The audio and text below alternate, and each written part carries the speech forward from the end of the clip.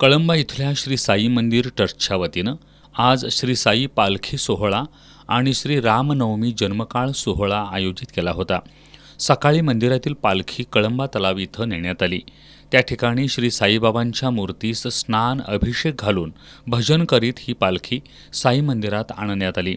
श्री साईबाबांची पालखी मंदिरात आल्यानंतर भक्तांनी दर्शनासाठी गर्दी केली होती.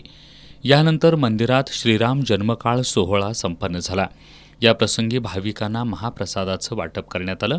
या कार्यक्रमाला माजी आमदार ऋतुराज पाटील यांची प्रमुख उपस्थिती होती. ऋतुराज पाटील यांनी मंदिरात दर्शन घेऊन सोहळ्यासाठी शुभेच्छा दिल्या. यावेळी श्री साई मंदिर ट्रस्टचे पदाधिकारी, कळंबा ग्रामस्थ आणि भाविक उपस्थित होते. कोल्हापुरातील मंगळवार पेठेतल्या श्रीराम गल्ली इथल्या राम मंदिरात गुढीपाडव्यापासून आजपर्यंत 9 दिवस विविध धार्मिक, सांस्कृतिक आणि समाज प्रबोधनपर कार्यक्रम घेण्यात आले. आज श्रीराम जन्मोत्सवानिमित्त गुढी उभारून आणि दारादारात सुंदर सुबक अशा रांगोळ्या काढून संपूर्ण परिसर सजवण्यात आला होता. सकाळी श्रीराम तरुण मंडळाच्या कार्यकर्त्यांच्या हस्ते श्रींच्या मूर्तीला अभिषेक घालण्यात आला.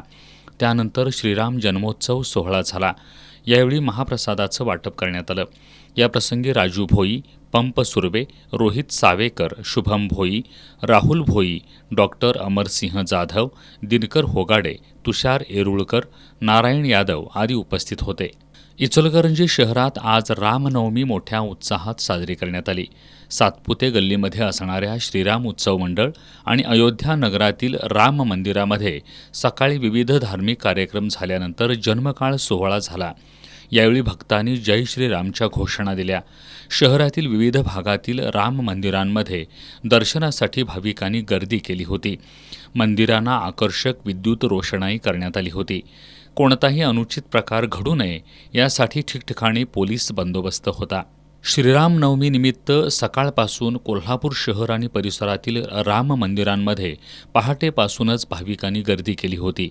छत्रपती ट्रस्टतर्फे श्री अंबाबाई मंदिर परिसरातील राम मंदिराचा गाभारा विविध फुलांनी सजवला होता. पहाटे भाविकांच्या उपस्थितीत अभिषेक झाला.